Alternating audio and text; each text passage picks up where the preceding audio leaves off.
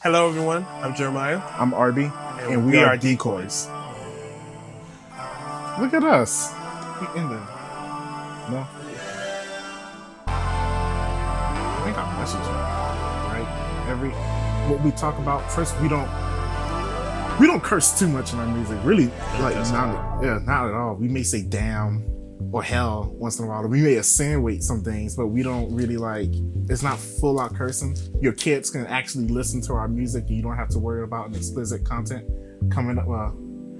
Some stuff may be a little 18 and up, but still you ain't got to worry too much about it. It ain't out of pocket. I think that's what makes us unique is we're sticking to our stuff. We're not no drug dealing niggas. We just regular. I don't know where he was going with that. We just regular niggas. I don't that know can make music. What he means by that. Can we say niggas? We can get away with niggas, right? Anyways, niggas. Anyways, he's editing it, so I don't have to worry about it. But I think one thing that makes Decoys different from everybody else is storytelling. I grew up, and he grew up the same way, with just having a broad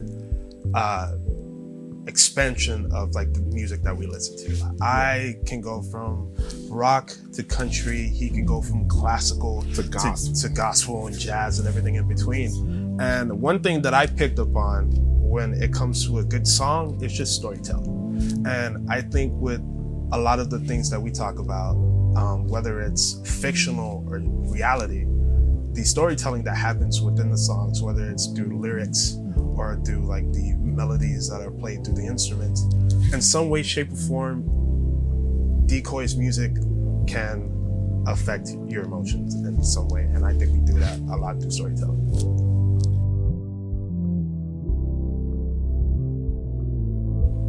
I got a whole list of people. Literally a whole list. My granddad has a church in Liberty City. So I only had really two choices growing up. It was either to be a church musician or a preacher. I chose musician. So all my cousins, they played instruments. All of my aunties and stuff, they sing. So I chose to be with my older cousins and played drums when I was 5. So my whole life, I was just groomed into it. There was really no spark. It was just literally 20 years of it, just groomed into it. Interesting word choice there. Why you have to say it's an interesting question, because to be honest with you, if you were to tell me years ago that I would become an artist, become a musician, I would probably laugh at you. I still am introverted, and I don't like the idea of speaking in front of people and just, talking and stuff like that. But the love that I have and have grown for music pushed me into becoming what I am today. And not only that, but peers and even teachers. I remember back when I first started high school. In middle school, there was this math teacher that I had named Miss Stokes. And she always got a kick out of me being in the classroom. I wasn't the class clown or everything, but the way that my face is set up, sometimes everybody just be laughing. And I used to have a bad disliking for people back then. So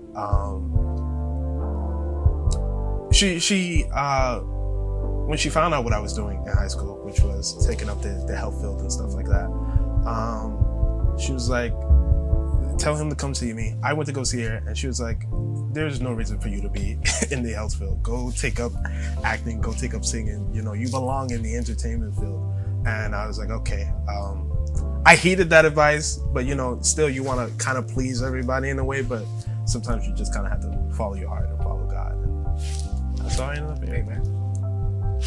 Praise the Lord.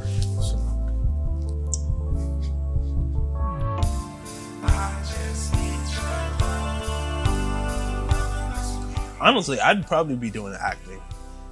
I've always felt drawn to the acting world, whether it was on a stage or in a movie. I always liked the filming aspect of everything, so I'd probably be acting somewhere. Yeah, I'd probably be back in politics, unfortunately, or working at a nonprofit. somewhere. I think that's really how I got started into it, because of a nonprofit and just seeing how they work, and then community activism came into it.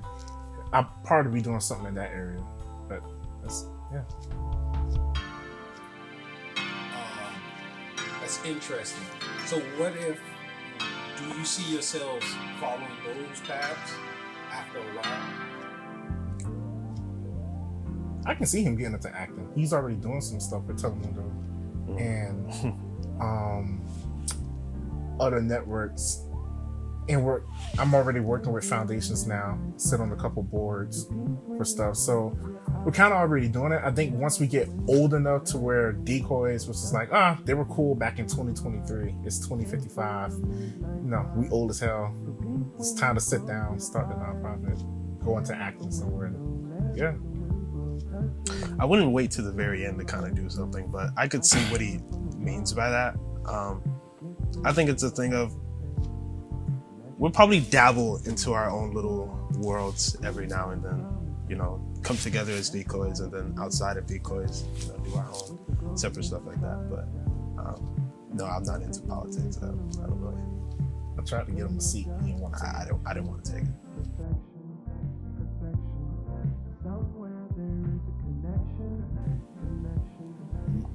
My favorite producer, does it have to be from like this era or Quincy Jones? Quincy Jones is that guy. That dude. I was looking at the Grammy records because I saw Beyonce won like the most Grammy of all time. Shout out to Beyonce. But then I went down and I saw like other producers, and Quincy Jones was like 4th or like 3rd, something like that, with 28. And I found that hard to believe. I thought he would have like been number 2 or something. But just to think about like all the records that he produced. But then we was just talking about this before the shoot too. Quincy had it a little worse than us. He didn't have Pro Tools. He didn't have Logic. Yeah. So this man would do full-blown orchestras or full-blown band pieces with cassette tapes and cut them and mix them and spend literal days in the studio and do it. That kind of craftsmanship that his music can still play today. And there's records that Quincy is on that people don't even know about. Like, dude is up there. I think Quincy Jones, outright, is probably like the greatest producer of all time, in my opinion. So that's a really tough question, because I could sit here and go, well, Chris Martin and the drummer, I always forget his name, from Coldplay, their earlier works I was a huge fan of, but I find myself fighting between the modern songwriters and then going back to my somewhat country roots with Jimmy Buffett. I am a sucker for storytelling and lyrics. I just, from the like innocence of life in itself to like the whole factor of love, I enjoy songs that talk about the weird stuff that happens in life. And one thing that Jimmy Buffett did for me, at least in the like love aspect, was they talked about stuff that in other places and in other songs, they don't like to touch those subjects. Like people like to talk about, the body and, sex and all the like other stuff. And it's like, that's cool and all, but what about the person? What about the genuine connection that you have with the person? What about her smile? What about her eyes? What about the little memories that you have with the person? And he talks about not only the in-love aspect of like being in a relationship, being in a marriage, but even the heartbreaks and well, this person, I love them, but they're no longer in my life, so I have to kind of move on. And I really like when songwriters take that sort of approach. So I would probably have to say Jimmy Buffett.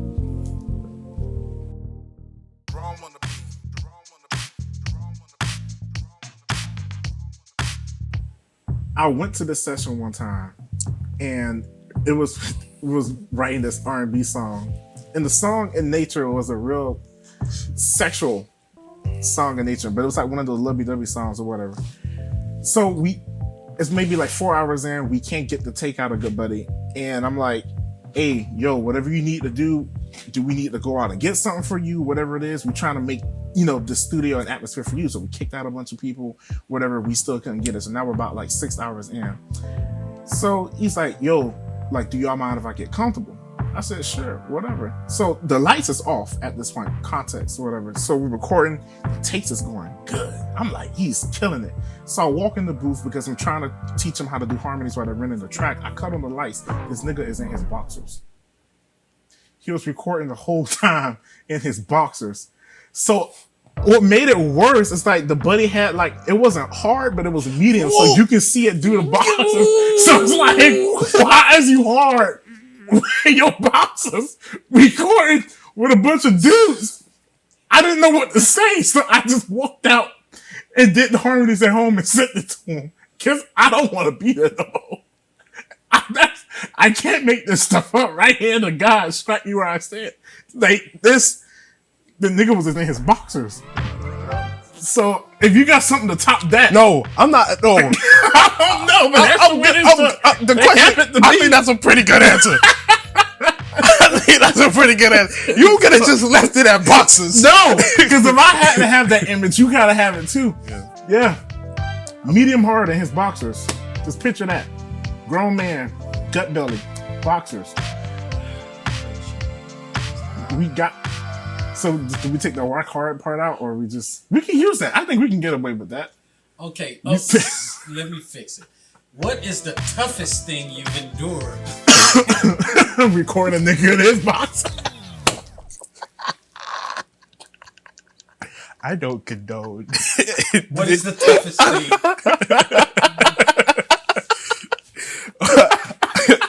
I think the toughest thing we have recorded was harmonies. Yeah. I don't know what is wrong with him when it comes to doing harmonies and stuff. I am down for whatever musical idea he has. But the moment he starts to say, let's do harmonies, I know that it's going to go to an extent that I do not need it to go to. There are certain keys that we men cannot sing. And he will take me to sing those keys. I ain't built for that. I'm not built for that. A prime example is on our song that we released back in February, because I don't know when this is going to air, but it's Just a Step Away, the reprise. That literally took us like maybe 2-3 weeks to like actually get down pat, because the key starts off in A flat, which is a really relative high key, and then it goes all the way up to B. So it goes up 3 keys, and then we're doing it in a 4-part harmony. So yeah, that was fun. Harmonies are They're real fun. Harmonies are fun.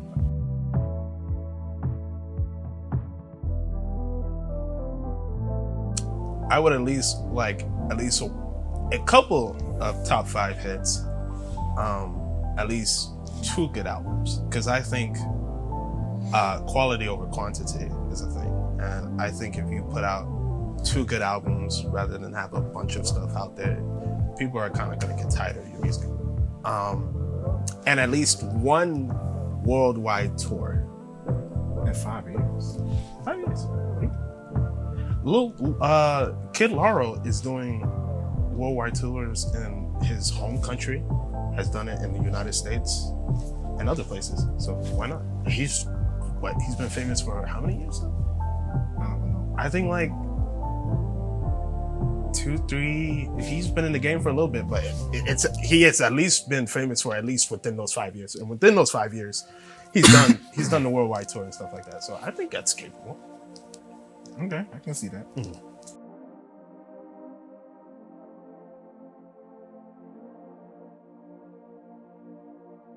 Oh, that was okay. I thought it was pointing directly to him. That's overall. I would say, stop thinking so much. Just do it. Petty smiling because he's like, these niggas finally getting it. But stop thinking so much. Just, if you have the idea, run with the idea. If the idea isn't meant to be, then it isn't meant to be, but at least you know you tried the idea versus just keeping it in your head. Because you may start off with one idea and you may understand that idea one may not be feasible, but it may lead to a whole new idea. And now you have idea two, but you would have never got to idea two if you never started idea one. So if you have an idea, don't overthink it. Put your feet on the ground and just run with it. Be yourself. I think earlier in my career, I found myself trying to be everybody else but myself. And it only works to a certain extent, and you don't want a label to be attached to you as you're trying to make a name for yourself. And when I finally realized, well, people like me for who I am and the music that I create, if I am just true to who I am as a person, it comes through the music. And all my greatest songs so far have been pieces of me that I put into the music. So being yourself is one of the best advice anybody has ever given to me.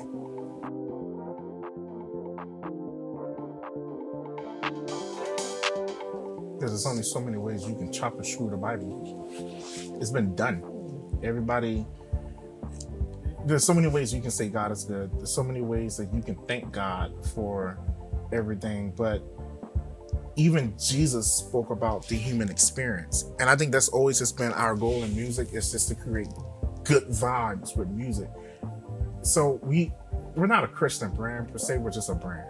We're just a real, what's the word? Not family oriented, because we're not family oriented, but we're a really commercially oriented brand, if we can say that. So Jesus spoke about the human experience. He spoke about those things as a normal person, and that's why he spoke in parables, to break crazy things down to people to understand. So the best way that you can show Christ is within your everyday life.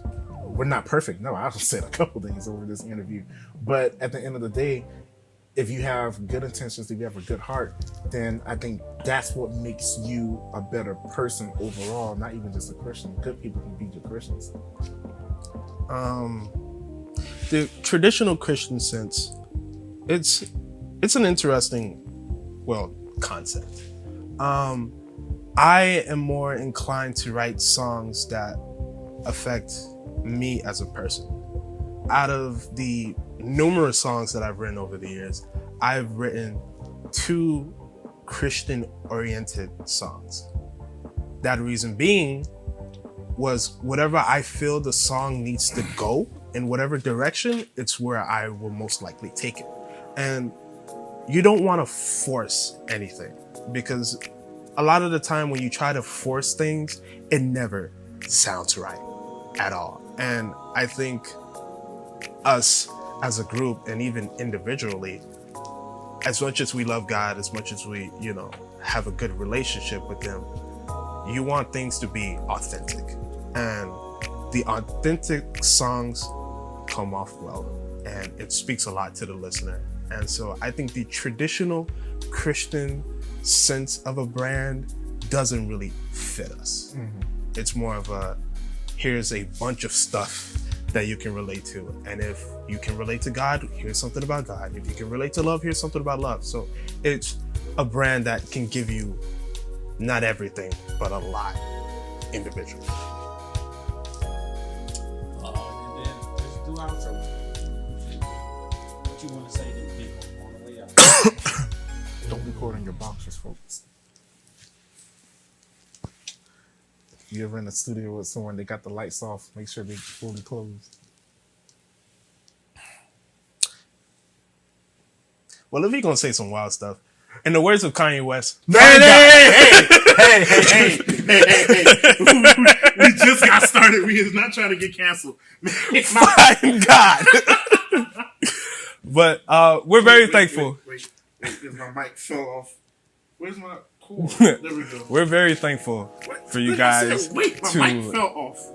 Listen to our music and watch our videos and stuff like that. We really do appreciate the support. We're just 2 guys from Miami just trying to create an experience through music. And, sometimes it's hard, sometimes it's easy, but, somewhere down the line, you kind of find your way.